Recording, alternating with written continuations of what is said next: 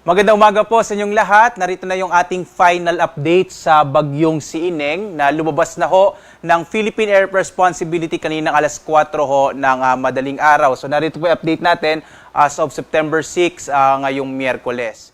Sa ating latest satellite images, as of 4 a.m. nga nasa 1,240 kilometers na ho ang layo ng bagyong si Ineng na may international name na Yunyong. Ito pong Yunyong ay nagmula sa salitang o nagmula po sa Hong Kong, China. Ang ibig sabihin nito ay isang uri ng bibe at kilala din ho itong term na Yunyong na isang uri ng inumin na pinaghalong tsaa at kape. At sa ngayon nga ho, ang kanyang lakas ay nasa 55 kilometers per hour malapit sa gitna at pagbugso na sa 70 kilometers per hour. Ito ay kumikilos hilagang silangan sa bilis sa 20 kilometers per hour. So sa ngayon ho, wala na tayong bagyo na minomonitor sa loob ng Philippine Area of Responsibility. Wala rin tayong minomonitor ng iba pang low pressure area. Kaya posible ho, at least in the next 2 days, medyo maliit yung chance na magkabagyo tayo hanggang sa pagtatapos ng linggong ito. Pero umiiral pa rin yung southwest monsoon o hanging habagat. Bagamat inaasahan ho natin sa mga sunod na araw ay hihina na rin ito, yung nagpapalakas kasi sa habagat, yung kung maalala ho ninyo, yung bagyong Hana, ay nalusaw na rin sa may bahagi ho ng China. Kaya ho sa ngayon, ay inaasahan na lamang natin yung mga pag-ulan, partikular na lamang dito sa may kanlurang bahagi ng Luzon, yung Ilocos Region, Bataan at Zambales. Yung iba pang bahagi ng Luzon, kasama ho dyan yung Metro Manila, yung Calabarzon, Mimaropa, sa Cordillera, posible medyo maulap na lamang yung kalangitan, pero po mas malita yung tsansa ng mga pag-ulan sa araw na ito. Sa lalabing bahagi ng bansa, sa mga kababayan ho natin sa Visayas, sa Mindanao, dito sa Bicol Region, sa may bahagi din ho ng Cagayan Valley Region, inaasahan naman natin yung mga usual ho na localized rain showers and thunderstorms sa hapon, hanggang sa gabi o minsan ho sa madaling araw, hindi naman ito masyadong nagtatagal. Sa latest track nga ho ng bagyong si Ineng, makita ho natin nasa may bandang boundary na ng PAR itong bagyong Ineng nung 2 a.m. Kanina nga alas 2 ng madaling araw.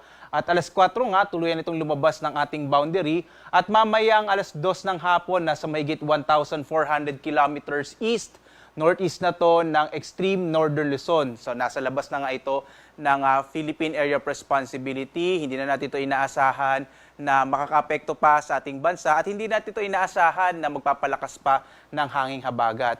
Ngayong araw, posible pa rin ho yung mga pag-ulan, partikular na lamang dito sa may Ilocos Region, Zambales at Bataan. Sa iba pang bahagi ng ating bansa, posible na lamang ho yung mga localized rain showers and thunderstorms. In general, posibleng medyo mainit na panahon ang mararanasan sa malaking bahagi ng Luzon, ng Visayas at ng Mindanao. Samantala, bukas, inaasahan natin posible ho na medyo maulan sa may Batanes at Babuyan Islands, epekto ho ng habagat, na posible pang makapekto sa lugar na yan. Pero inaasahan natin sa mga sunod na araw ay tuluyan na ngang hihina itong hanging habagat.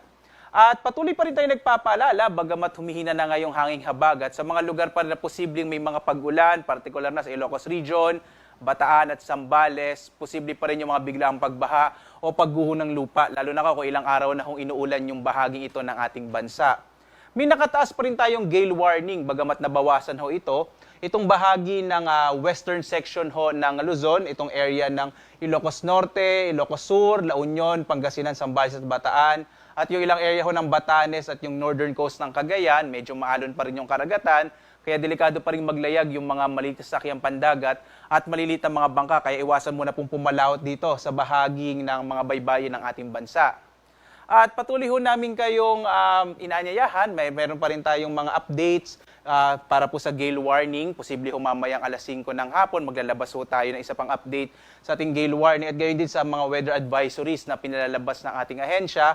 At higit sa lahat, ito ho, mas madalas po itong update na itong thunderstorm and rainfall advisories mula sa iba't ibang mga regional services division ho ng Pag-asa para malaman ho ninyo kung anong specific na lugar magkakaroon ng mga pag-ulan, gaano katagal at ano po yung mga range ng pag-ulan nating maranasan mula moderate o heavy. At para sa iba pa nating update, maaari tayong pumunta sa ating website, sa ating Twitter or sa Facebook or gayon din sa ating YouTube at sa ating website pag-asa.ust.gov.ph. At live po na nag-uulat mula sa Pag-asa Weather Forecasting Center. Ako si Obet Badrina. Maghanda po tayo lagi para sa ligtas na Pilipinas, Maraming salamat po sa inyong panonood. Magandang araw sa inyong lahat.